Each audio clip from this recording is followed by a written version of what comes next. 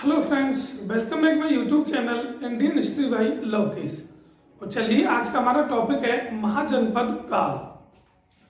महाजनपद काल के बारे में हम पढ़ते हैं। सबसे पहले हम जानेंगे महाजनपद काल का महाजनपद जो ये काल है इसके समय के बारे में, और इसका समय क्या बताया गया है 600 वीसी से 325 वीसी, अर्थात जब वैदिक सभ्यता यहां समाप्त होती है तो यहीं से ही एक महाजनपद काल, एक नए युग का आरंभ होता है, एक नई सभ्यता का विकास होता है। और यहां आके महाजनपद काल समाप्त होता है, अर्थात जो 16 महाजनपद थे उनका विलय एक ही साम्राज्य में, एक ही महाजनपद में हो जाता है जिसका नाम था मगध। और यहां से शुरुआत होती है यानी मगध के उत्कर्ष की। तो ये हमको ध्यान रखनी है। पहला पॉइंट अगर हमसे पूछेगा कि महाजनपद काल का समय क्या है तो हमको ये बात यहां ध्यान रखनी है, 600 बीसी से 325 बीसी ईसा पूर्व। नंबर 2, अन्य नाम। महाजनपद काल का एक अन्य नाम भी है, और वो अन्य नाम क्या है वो आपको मैं बता देता हूं। उसको कहते हैं बौद्ध काल। ठीक है स्टूडेंट, महाजनपद काल को बौद्ध काल भी कहा जाता है। क्यों? क्योंकि जो गौतम बुद्ध थे जिन्होंने बौद्ध धर्म की स्थापना की, बौद्ध धर्म का प्रचार और प्रसार किया, वो गौतम बुद्ध इसी महाजनपद काल के लगभग समकालीन थे जब से ये काल प्रारंभ हुआ था। तो जैसे ही बौद्ध धर्म का प्रसार हुआ ऐसे ही महाजनपद काल का भी समय चलता है, तो ये समय बौद्ध काल भी कहा जाता है। नंबर 3, जो महत्वपूर्ण बात ध्यान देने की है, जो सबसे महत्वपूर्ण है, महाजनपद काल को द्वितीय नगरीकरण काल भी कहा जाता है। द्वितीय नगरीकरण काल भी कहते हैं। ये आपको यह सबसे ज्यादा महत्वपूर्ण बात ध्यान रखनी है कि ये जो काल है महाजनपद काल, इसको द्वितीय नगरीकरण काल भी कहते हैं। इसका मतलब पहली कोई नगरीय सभ्यता है, ये दूसरी सभ्यता है, कहीं कोई ग्रामीण सभ्यता भी है। तो आपको मैं समझाता हूं। सबसे पहले जो सिंधु घाटी सभ्यता जिसको हम देखते हैं वो नगरीय सभ्यता है, और उसके बाद सिंधु घाटी सभ्यता के बाद जो नई सभ्यता आती है आर्यों द्वारा जो विकसित की जाती है वैदिक सभ्यता, वो एक ग्रामीण सभ्यता थी। और जब वैदिक सभ्यता समाप्त होती है और जो महाजनपद काल आता है तो उस समय का युग नगरीय युग कहा जाता है, अर्थात वो एक नगरीय सभ्यता कही जाती है। तो आपको ध्यान रखना है, वैदिक सभ्यता ग्रामीण है, सिंधु पहली नगरीय सभ्यता है, महाजनपद काल दूसरी नगरीय सभ्यता है। आगे हम चलते हैं कि इस समय दो धर्मों का उद्भव हुआ था। दो धर्मों का उद्भव हुआ था। कौन से समय की हम बात कर रहे हैं? हम कर रहे हैं महाजनपद काल में। और वो दो धर्म कौन से थे? नंबर 1, गौतम बुद्ध के द्वारा स्थापित बौद्ध धर्म, और एक जो वास्तविक संस्थापक माने जाते हैं जैन धर्म के, और अर्थात वो कौन से हैं? महावीर स्वामी। तो ये दो धर्म यहाँ इनका उद्भव हुआ है। जैन धर्म के संस्थापक तो ऋषभदेव आदिनाथ है, लेकिन वास्तविक जो संस्थापक माने जाते हैं वो भगवान महावीर स्वामी है। और बौद्ध धर्म के हैं हमारे गौतम बुद्ध। तो इन दोनों धर्मों का यहाँ उद्भव होता है इस महाजनपद काल में, अर्थात इस समय से लेकर इस समय के मध्य। दोनों धर्म नास्तिक है, ईश्वर पर विश्वास नहीं करते, ईश्वर विश्वास करते हैं कि मनुष्य का पुनर्जन्म होता है। ठीक है, आगे चलते हैं। और जो महत्वपूर्ण बात है जो हमको यह ध्यान देनी है वो ये है कि एक ग्रंथ है, मैं आपको बताता हूं, अंगुत्तर निकाय। अंगुत्तर निकाय और एक है भगवती सूत्र। ठीक है स्टूडेंट, ये जो ग्रंथ है ये बौद्ध ग्रंथ है और ये जो ग्रंथ है ये जैन ग्रंथ है। तो मेरा कहने का मतलब ये है कि ये अंगुत्तर निकाय और भगवती सूत्र, इनमें ये कहा गया है कि उस समय 600 से 325 ईसा पूर्व के मध्य यहां भारत में 16 महाजनपद थे। 16 महाजनपद इनके बारे में कहा गया है। जबकि एक और साहित्यिक रचना है पाणिनि के द्वारा रचित और उसका नाम है अपना अष्टाध्यायी।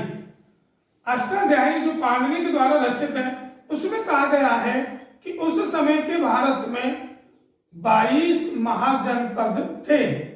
ये आपको ध्यान रखना है, सवाल कैसे भी पूछ सकता है। अंगुत्तर निकाय, भगवती सूत्र, बौद्ध और दोनों जैन और जो बौद्ध धर्म के ग्रंथ है इनमें क्या कहा गया है, कितने महाजनपद हैं? 16। जबकि अष्टाध्यायी पाणिनि के द्वारा रचित इसमें क्या कहा गया है कि 22 महाजनपद थे उस समय। लेकिन प्रमाणिक तौर पे किसे माना गया है? जैन और बौद्ध ग्रंथों को। ये आपको ध्यान रखना है। आगे चलते तो देखिए हम महाजनपद काल के बारे में कैसे पढ़ेंगे कि क्या महाजनपद काल कोई क्रांतिकारी घटना है जो अचानक ही होती है और महाजनपद बन जाते हैं? नहीं। तो क्या महाजनपद काल 600 ईसा पूर्व में अचानक बन गए थे? मेरा कहने का मतलब आपसे ये है क्या 600 ईसा पूर्व में ये महाजनपद अचानक बने हैं और 325 में आके खत्म हो जाते हैं? ऐसा बिल्कुल नहीं है। मेरा कहने का अर्थ ये है कि महाजनपद काल से पूर्व का जो समय था वो कौन सा समय था? अगर आप पढ़ते हैं, अगर आपने पढ़ा है तो वो समय था वैदिक सभ्यता। कौन सा समय था स्टूडेंट? वैदिक सभ्यता। वो वैदिक सभ्यता जिसका काल माना जाता है 1500 वीसी से, यह ध्यान रखना, 600 वीसी तक। लेकिन इस वैदिक सभ्यता को भी 2 भागों में बांट दिया। नंबर 1 पूर्व वैदिक और नंबर 2 उत्तर वैदिक।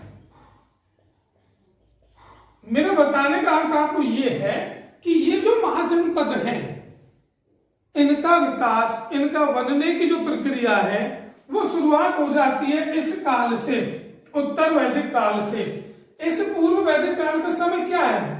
1500 वीसी से 1000 वीसी तक। ये आपको ध्यान रखना है। और ये जो उत्तर वैदिक समय है ये 1000 वीसी से 600 वीसी तक है। आपको यहां ये ध्यान रखना है। कहने का मतलब ये जो समय था उत्तर वैदिक काल का, यहां महाजनपदों के बनने की प्रक्रिया शुरू होती है। कैसे होती है?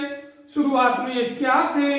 जो राजनीतिक जो जीवन था उत्तर वैदिक काल का, वो राजनीतिक जीवन कैसा था, हम उसको समझते हैं।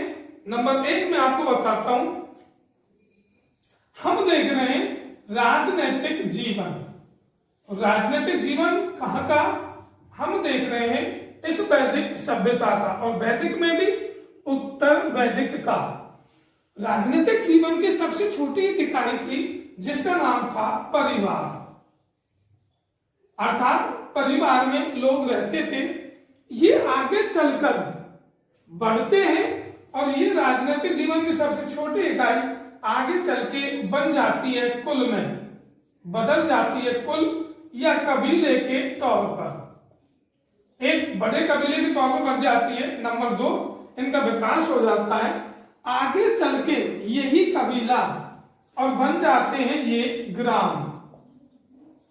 यही कबीले आगे चल के ग्राम बन जाते हैं और गांव आगे चल के और बड़ा रूप धारण कर लेते हैं।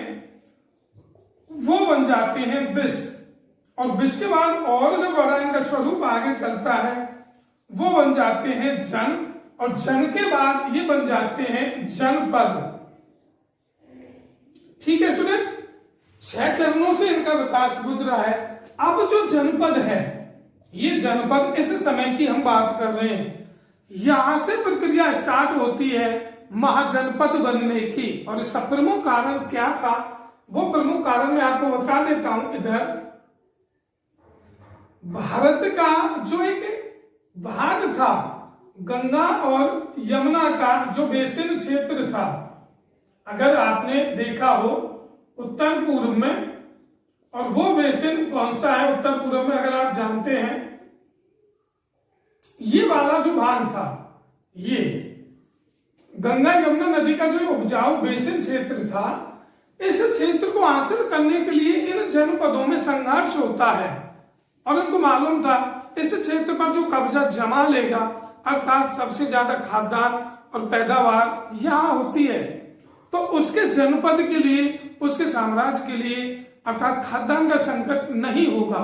तो यहां से प्रक्रिया शुरू होती है महाजनपद बनने की। 1% भी इनके दिमाग में ऐसा नहीं था उस समय कि हमें साम्राज्य उस स्थिति में बढ़ाना है, विस्तार करना है। सिर्फ एक उद्देश्य था, ये क्षेत्र हासिल करना है, गंगा यमुना का उपजाऊ बेसिन क्षेत्र। यहाँ जो कब्जा जमा लेगा उसका अस्तित्व हजारों सालों तक चलता रहेगा, ये गारंटी थी।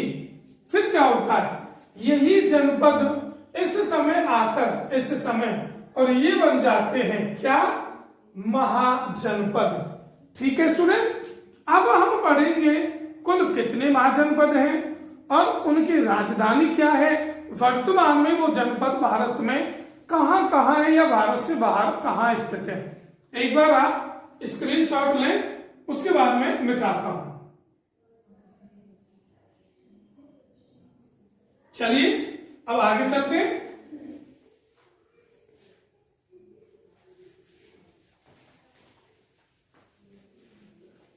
अब हम मैप के माध्यम से एक एक महाजनपद को पढ़ेंगे, लेकिन इस वीडियो में मैं सिर्फ आपको महाजनपदों की स्थिति और उनकी राजधानियों के बारे में बताऊंगा।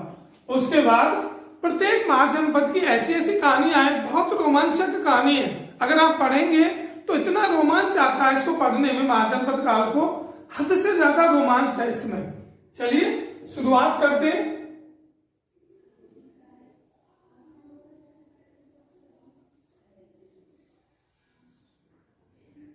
ये हमारा हो जाता है हिमाचल, उत्तराखंड, इधर नेपाल, सिक्किम, ये अरुणाचल, ये मिजोरम, त्रिपुरा मिजोरम, यहाँ बंगाल, और यहाँ अगेरा और यहाँ बगैरा। ये हमारा लगभग हो जाता है इंडिया, दुनिया में सबसे हमारा प्यारा देश भारत। अब महाजनपद जो है ये हो गया पाकिस्तान, शुगर कंट्री, ये हो गया अफगानिस्तान। ठीक है स्टूडेंट, सबसे पहले हम कैसे बांटेंगे इनको, पढ़ने का एक तरीका मैं आपको बताता हूं। कुल महाजनपद है 16, जिनमें से नंबर 1 उत्तर प्रदेश में 8, नंबर 2 बिहार में है 3, उसके बाद राजस्थान में है 1, उसके बाद मध्य प्रदेश में भी है 1, उसके बाद अपना एक आ जाता है आंध्र में भी 1 है। ठीक है स्टूडेंट, 1 राजस्थान, 1 मध्य प्रदेश, 1 आंध्र प्रदेश, 8 + 3 11 और 3 14, ये हो गए। बचे 2 भारत से बाहर हैं, भारत से बाहर। अब हम सबसे पहले किनको देखेंगे, बिहार, राजस्थान, एमपी, आंध्र और भारत से बाहर। उत्तर प्रदेश के 8 जनपदों को हम अभी अगले उसमें मैप के माध्यम से समझेंगे, पहले इनको समझते हैं। तो चलिए नंबर की शुरुआत करते हैं यहां, और ये था अस्मक, महाजनपद नंबर 1 अस्मक, जिसको अस्सक भी कहते थे। अस्सक। अब इसकी राजधानी थी, यहां आपको लिख रहा हूं, पोतन, और एक इसको पोटली भी कहा जाता है। नंबर 1 महाजनपद तो ये हो जाता है जो आंध्र में अस्मक या अस्सक, जिसकी राजधानी पोतन या कोटली। नंबर 2 मध्य भारत में जहां मालवा क्षेत्र है, और वो है अवंती। हमारा महाजनपद नंबर जो अगला है अवंती, और इस अवंती की राजधानी में आपको यहां लिख रहा हूं महाकाल की नगरी उज्जैन, और एक महिष्मती। वो महिष्मती मत समझना जो राजमौली की फिल्म बाहुबली में है, ये शायद अलग है। कौन सी है इसके बारे में मैं आपको बताऊंगा, लेकिन जब हम इनकी डिटेल पढ़ेंगे तब। उसके बाद आ जाते हैं हम राजस्थान की तरफ। यह हमारा एक हो जाता है मत्स्य जनपद। ठीक है स्टूडेंट, और मत्स्य जनपद की राजधानी है विराटनगर। वो विराटनगर जहां राजा अर्थात उनका जो शासन था, जहां पांडवों ने अज्ञातवास और एक वनवास भी बिताया था। मुख्य तौर पर तो अज्ञातवास ही बिताया था, क्योंकि 12 वर्ष के वनवास के बाद उनकी ये शर्त थी दुर्योधन से कि अगर 12 वर्ष के वनवास के बाद अगर आपको अज्ञातवास में कहीं भी पहचान लिया गया तो आपको दोबारा से 12 वर्ष के लिए वनवास जाना होगा।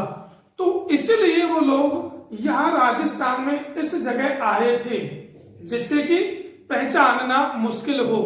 तब वो विराटनगर में यहाँ के राजा की शरण में आते हैं। कौन से राजा थे?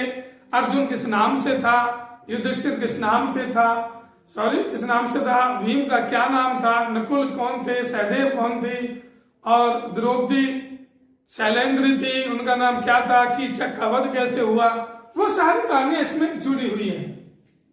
आगे चलते हैं, 3 ही हो जाते हैं। एक पड़ता है यहां, वर्तमान में वो पाकिस्तान वाले पीओके में है। कश्मीर हमारा है और रहेगा, लेकिन आज वो पीओके में है, और वो स्थान है और वो महाजनपद है कंबोज। और इस कंबोज की राजधानी थी राजपुर, या एक राजधानी थी हाकत। ये हमको ध्यान रखनी है।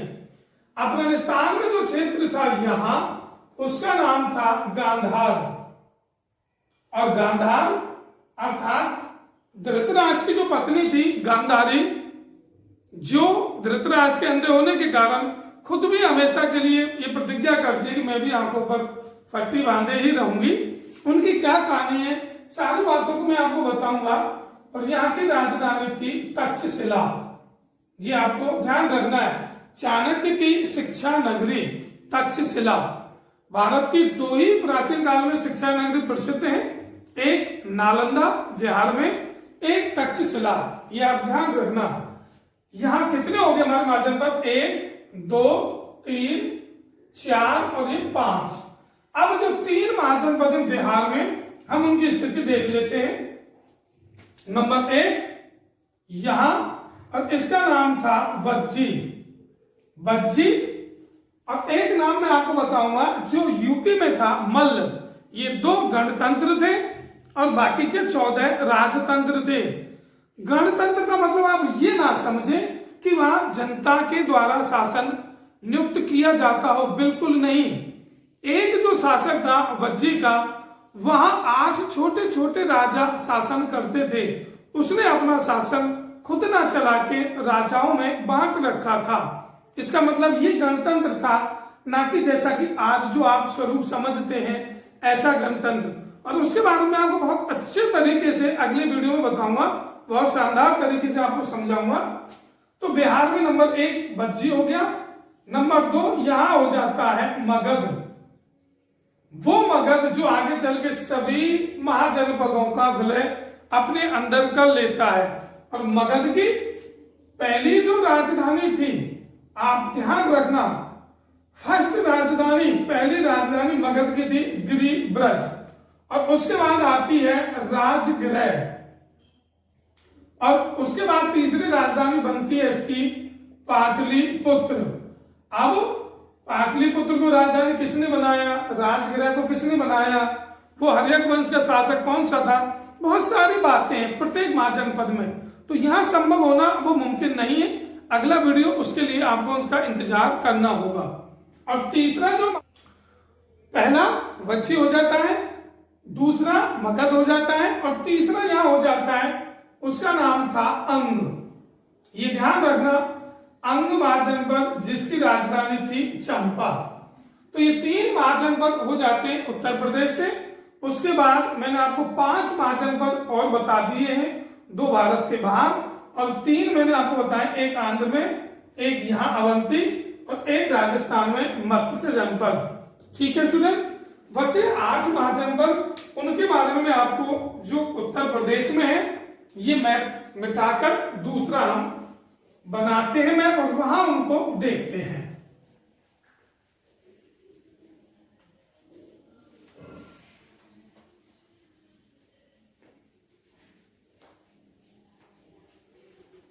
तो चलिए अब शुरुआत करते हैं हम उत्तर प्रदेश के मैप की।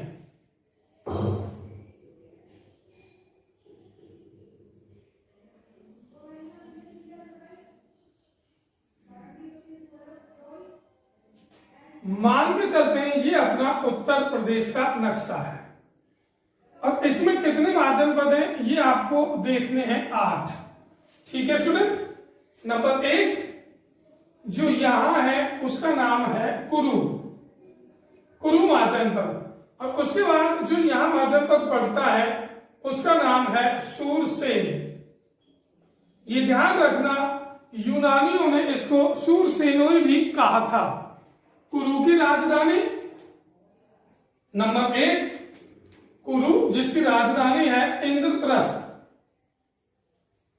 और नंबर 2 सूरसेन जिसकी राजधानी है मथुरा, जिसका नाम मैथोरा भी मिलता है, मैथोरा, लेकिन आपको मथुरा याद रखना है।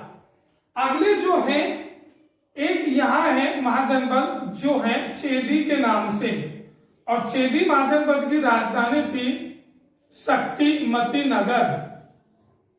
शक्तिमती नगर, ये शक्तिमती नगर वो था जो, अगर आपने महाभारत में देखा हो, शिशुपाल नामक एक शासक था यहाँ का सबसे ताकतवर, वो शिशुपाल जिसके जन्म के समय 4 हाथ 3 नेत्र थे, और जन्म से ही जब उसका जन्म हुआ था तो बताते पूरे दिन वो रोया था, अर्थात ये आकाशवाणी हुई थी, वो जिसकी गोद में जाके बैठेगा वो व्यक्ति उसका काल होगा और तब ही वो चुप होगा।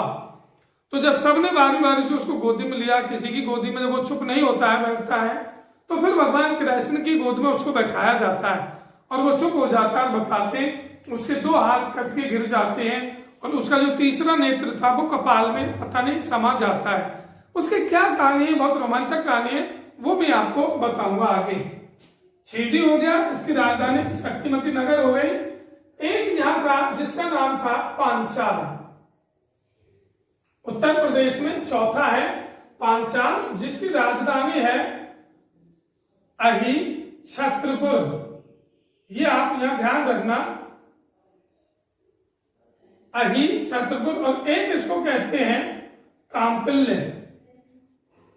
दूसरा अर्थात दूसरी जो राजधानी थी वो काम्पिल्य थी, और एक है यहां महाजनपद जिसका नाम था कौशल। वो कौशल जिसकी राजधानी थी श्रावस्ती। आप जानते ही हैं श्रावस्ती भगवान गौतम बुद्ध ने जहां सबसे ज्यादा अपने उपदेश दिए हैं, और इसको भगवान राम के पुत्र लव के द्वारा बसाया गया था। आगे चलते हैं, नंबर 1 कुरु, नंबर 2 सूरसेन, नंबर 3 चेदी, 4 पांचाल और 5वां हो गया कौशल। 3 महाजनपद बचते हैं। नंबर 1 यहां, इसका नाम आप ध्यान रखना, इसका नाम है मल्ल। यहां भी गणतंत्र व्यवस्था थी।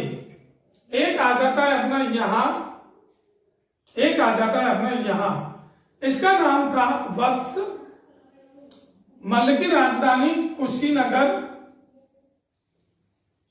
और दूसरी इसकी राजधानी बताते हैं पावा। मल्ल की पहली राजधानी कुशीनगर, एक पावा। कुशीनगर जहां गौतम बुद्ध का महापरिनिर्वाण हुआ था, और पावा वो स्थान है जहाँ महावीर स्वामी का निर्वाण हुआ था, अर्थात उन्होंने संथारा लिया और अपनी देह को त्यागा था। वत्स इसकी राजधानी थी कौशाम्बी, ये आप ध्यान रखना। और इसी वत्स का एक राजा था जिसका नाम था उदयन। वो उदयन नहीं जो हर्यक वंश में था, अजात शत्रु का पुत्र, वो उदयन जिसकी एक बार प्रतियोगिता हुई थी। मैं आपको यहां बता दूं, आप यहां ध्यान रखना कि मल्ल की एक और राजधानी थी जिसका नाम था वैशाली। ठीक है स्टूडेंट। और वैशाली की एक नगर वधु थी, एक गणिका, और जिसका नाम था आम्रपाली, जो अजात शत्रु अर्थात उसकी माता का भी उसको दर्जा था, बिंबिसार की वो पत्नी थी। ठीक है स्टूडेंट। लेकिन मुख्य तौर पर वो नगर वधु थी और एक गणिका थी।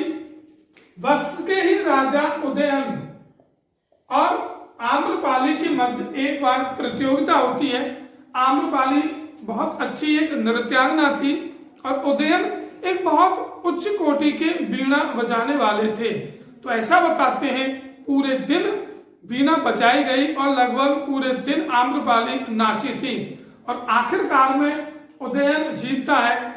क्या क्या कहानी थी और भी वो रोचक कहानियां वो मैं आपको अगली वीडियो में बताऊंगा। ये महाजनपद है 8वां, जिसका नाम है काशी और जिसकी राजधानी है बनारस प्राचीन और वर्तमान में वाराणसी। ये आप ध्यान रखना। ठीक है स्टूडेंट।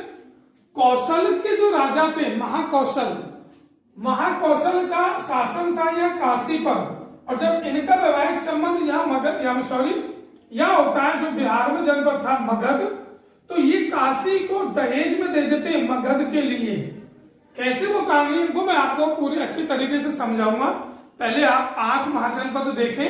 नंबर यहाँ 1 कुरु जिसकी राजधानी इंद्रप्रस्थ, उसके बाद सूरसेन जिसकी राजधानी मथुरा, एक यहाँ हुआ चेदी जिसकी राजधानी है शक्तिमती नगर जो शिशुपाल वहां के राजा थे, एक है वत्स जिसकी राजधानी कौशाम्बी है जहां का राजा उदयन जिसकी प्रतियोगिता होती है आम्रपाली के साथ, एक पांचाल अही छत्रपुर और कांपल्य उसकी राजधानी है, एक कौशल जो गौतम बुद्ध ने सबसे ज्यादा उपदेश दिए वो उसकी राजधानी थी श्रावस्ती। उसके बाद मल्लों की तो शाखा थी पावा के और कुशीनगर के। पावा वो स्थान था जहां महावीर स्वामी ने संथारा किया, अपनी देह को त्यागा था। कुशीनगर वो स्थान था जहां गौतम बुद्ध ने अपनी देह को यानी महापरिनिर्वाण हुआ था। और एक हमारे जो बचते हैं जो काशी के जो राजधानी थी वाराणसी या बनारस, वो कौशल के अधीन आते थे। तो ये आपको यहाँ 8 महाजनपद ऐसे याद करने हैं। अगर आप ट्रिक पर जाएंगे, ज्यादातर आपको कहेंगे कि ट्रिक के अनुसार राजधानी देख लो, ट्रिक के अनुसार महाजनपद देख लो, तो ये गलत है। आपको समझना होगा, लिख के उसको समझना होगा, तो आपका ज्ञान स्थायी रहेगा। अगर आप ट्रिक के माध्यम से चलेंगे तो ट्रिक कुछ समय के लिए होती है, निरंतर वो काम नहीं कर सकती। तो एक बार आप ध्यान से देखें, अगले वीडियो में हम एक एक महाजनपद के बारे में डिटेल से पढ़ेंगे।